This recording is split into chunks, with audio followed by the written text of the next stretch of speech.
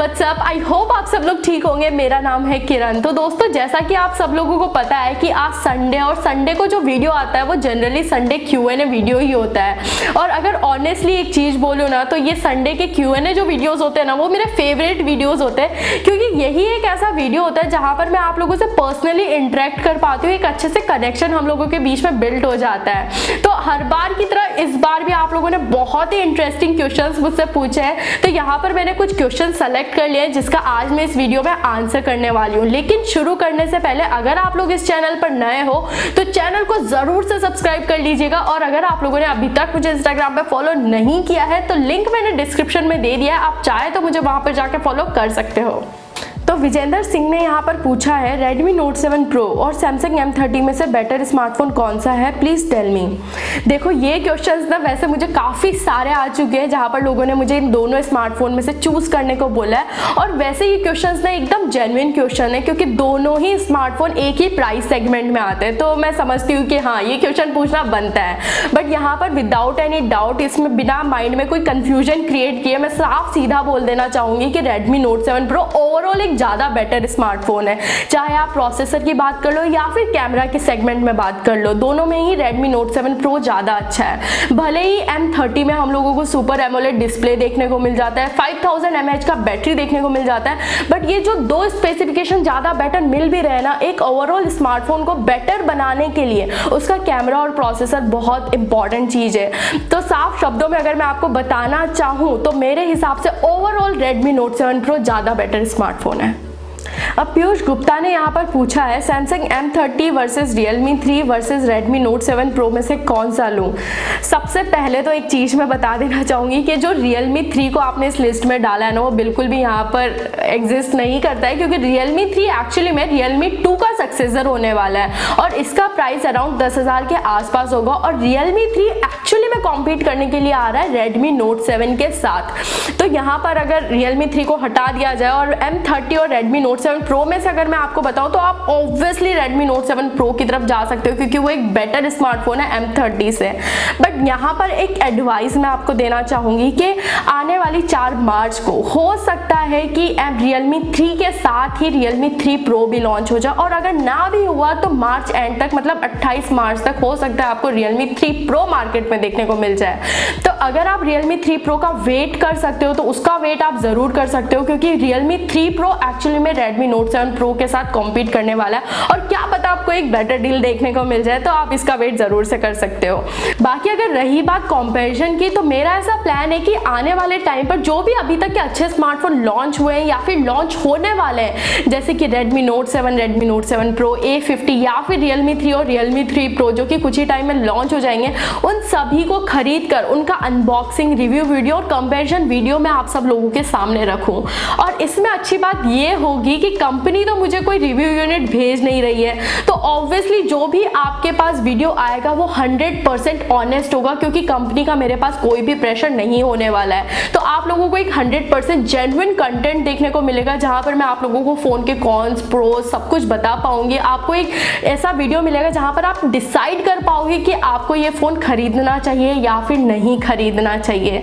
तो बस मैं आप लोगों से ये पूछना चाह रही थी, क्या आप लोग ऐसे वीडियोस देखना पसंद करोगे। इसके लिए मैंने यहाँ पे एक पोल क्रिएट कर दिया है, जहां पर आप लोग मुझे जाकर बता सकते हो क्या ऐसे वीडियोस आप लोगों के लिए यूजफुल रहेंगे या फिर नहीं, क्योंकि ऑब्वियसली मैं खुद फोन को खरीदूंगी तो वीडियोस आने में थोड़ा सा टाइम लग जाएगा। तो पंजाबी 26 ने यहाँ पर पूछा है, Helio P70 वर्सेस 2.2 गीगाहर्ट्ज पर clogged Snapdragon 660 who is better. तो देखो, यहाँ पर अगर Helio P70 और स्नैपड्रैगन का 660 जो कि 2.2 गीगाहर्ट्ज पर क्लॉक्ड है, उन दोनों को ही अगर आप चेक करोगे तो दोनों ऑलमोस्ट सेम से ही प्रोसेसर है। अगर उनके अंततः स्कोर भी आप चेक करोगे तो वो भी ऑलमोस्ट सेम ही निकल के आएंगे। और अगर आप ऐसे दो फोन को कंपेयर करोगे, जहां पर एक में Helio P70 और एक में स्नैपड्रैगन 660, तो आपको हार्डली कोई डिफरेंस दोनों फोन में भी नजर आएगा। बट जो मेन डिफरेंस निकल के आता है वो निकल के आता है उनके AI पर, क्योंकि Helio P70 एक नया प्रोसेसर है, कुछ ही टाइम पहले लॉन्च हुआ है, तो उसमें आपको बहुत सारे AI फीचर्स देखने को मिल जाएंगे। और स्नैपड्रैगन 660 थोड़ा पुराना प्रोसेसर है, तो उसमें आपको AI के फीचर्स इतने ज्यादा देखने को नहीं मिलेंगे। बट अगेन मैं रिपीट कर रही हूँ कि यहाँ पर हम बात कर रहे हैं स्नैपड्रैगन 660 जो कि 2.2 गीगाहर्ट्ज पर क्लॉक्ड है। अगर स्नैपड्रैगन 660 1.95 या फिर 1.8 80 पर क्लॉक्ड होता है तो ऑब्वियसली हीलियो P70 ज़्यादा बेटर प्रोसेसर निकल के आता है। तो अब हिटटेक सपोर्ट ने यहाँ पर पूछा है what is the Realme 3 and Realme 3 Pro price in India. तो देखो ऑनेस्टली बोलूँ ना तो किसी को भी Realme 3 और Realme 3 Pro का प्राइस नहीं पता है, बट फिर भी सब लोगों ने ये एक्सपेक्टेशन लगा के रखी हुई है कि Realme 3 कॉम्पीट करने के लिए आ रहा है Redmi Note 7 से। तो Realme 3 का प्राइस ऑलमोस्ट Redmi Note 7 जितना ही होने वाला है, मतलब कुछ 10,000 के आसपास। और अगर रही बात Realme 3 Pro की, तो Realme 3 Pro कॉम्पीट करने वाला है Redmi Note 7 Pro से। तो Realme 3 Pro का प्राइस Redmi Note 7 Pro के आसपास ही होने वाला है, मतलब कुछ 14-15 हज़ार के आसपास। बाकी इन दोनों फोन का प्राइस क्या होने वाला है ये एक्चुअली में आपको कल पता लग ही जाएगा। स्पेशली Realme 3 तो कल लॉन्च होने ही वाला है, तो आपको कल ही पता लग जाएगा। और Realme 3 Pro शायद आप लोगों को 28 मार्च या फिर हो सकता है अनएक्सपेक्टेड कल भी पता लग जाए। तो अब कुमार ऋषिकेश ने यहाँ पर पूछा है SDR और SDR 10 Plus में क्या अंतर है। तो सबसे पहले तो जिन लोगों को नहीं पता है उन लोगों को बता देती हूँ कि SDR का मतलब होता है हाई डायनेमिक रेंज, और इसका मतलब ये है कि आप अगर कोई भी फोटोज या फिर वीडियोस या फिर अगर आप टीवी में भी कोई फोटो वीडियो अगर कुछ भी देख रहे हो तो कलर्स वगैरह बहुत अच्छे से उभर के नजर आते हैं, बहुत अच्छे से आप डिफ्रेंशिएट कर सकते हो ब्लैक एंड व्हाइट्स में। बहुत अच्छे से आप लोगों को पता लग जाएगा कि हाँ हर एक कलर आप लोगों को बहुत अच्छे से दिखाई दे रहा है। और अगर रही बात SDR की, तो SDR के ही कुछ फॉर्मेट्स होते हैं जैसे कि SDR 10, SDR 10 Plus, इस तरह के SDR के फॉर्मेट होते हैं। अब अगर बताऊं SDR 10 और SDR 10 Plus में क्या डिफरेंस है, तो SDR 10 जो है वो 1000 निट्स तक की ब्राइटनेस को सपोर्ट करता है। उसके बाद सैमसंग ने नया चीज इंट्रोड्यूस किया जिसको बोला गया SDR 10 Plus, जो कि 4000 निट्स तक की ब्राइटनेस को सपोर्ट करता है। कहने का मतलब ये है ये और ज्यादा अच्छे से ब्राइट वीडियोस आप लोगों को दिखाएगा और अच्छे से आप लोग फोटोज एंड कलर्स में अच्छे से डिफरेंशिएट कर पाओगे। तो बस यही है SDR का कॉन्सेप्ट। तो अब यहाँ पर संजय ने पूछा है ma'am Samsung A50 and Redmi Note 7 Pro का कैमरा कंपैरिजन करो। तो देखो अगर वैसे ऑन पेपर कैमरास की बात की जाए तो दोनों ही फोन में कमाल के कैमरास हैं, और Samsung A50 में हम लोगों को ट्रिपल रियर कैमरा सेटअप देखने को मिल जाता है 25+8+5 मेगापिक्सल का। वहीं पर Redmi Note 7 Pro में हम लोगों को 48+5 मेगापिक्सल का डुअल रियर कैमरा सेटअप देखने को मिलता है। तो दोनों ही फोन के कैमरास को अगर ऑन पेपर जज करें तो ये बहुत ही बेवकूफ़ी भरी बात होगी, बिल्कुल भी सही बात नहीं है कि ऑन पेपर हम डिसाइड कर ले कौन से फोन का कैमरा अच्छा है और कौन से फोन का नहीं है। तो अभी मैंने ये डिसाइड किया है कि आने वाले कुछ टाइम में मैं जब इन दोनों फोन को खरीद लूंगी तो मैं इन दोनों ही फोन का एक कंपैरिजन वीडियो बनाऊंगी जहां पर मैं कैमरास को भी कंपेयर करूंगी, तो आप लोगों को अच्छे से ये चीज पता लग जाएगी कौन से फोन का कैमरा ज्यादा बेटर परफॉर्म करता है। तो बस आप कुछ टाइम तक वेट कर लीजिए, आपको जरूर से इन दोनों का कंपैरिजन वीडियो देखने को मिल जाएगा। तो अब नासिर खान ने यहाँ पर पूछा है अंडर 20 के बेस्ट स्मार्टफोन कौन सा है।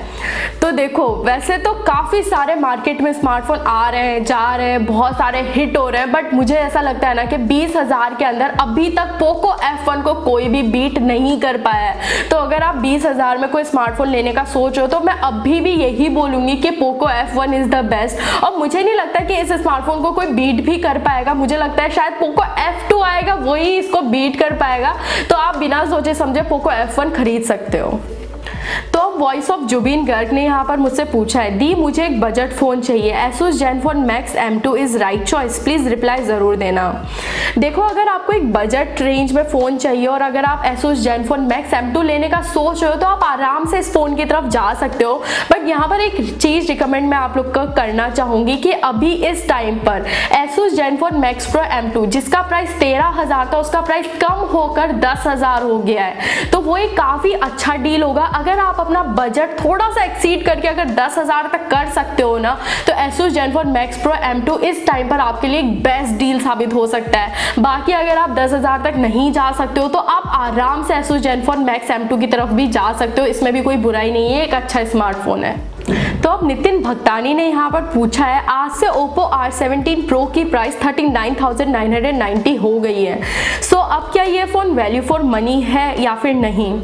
तो देखो यार मैं मानती हूँ कि Oppo R17 Pro में हमें कुछ ऐसे अच्छे फीचर्स देखने को मिल जाते हैं ना कि हर कोई इसकी तरफ अट्रैक्ट हो सकता है। बट यार भले ही इस फ़ोन का प्राइस कम क्यों ना हो गया हो, ये फ़ोन अभी भी ओवर प्राइस्ड है। अगर ओवरऑल इस फ़ोन को देखोगे आप तो अभी भी ये वैल्यू फॉर मनी बिल्कुल भी नहीं है, अभी भी ये फ़ोन ओवर प्राइस्ड है। और अगर आप इसको खरीदने का सोच रहे हो तो मैं आपको इसको बिल्कुल भी रिकमेंड नहीं करूँगी।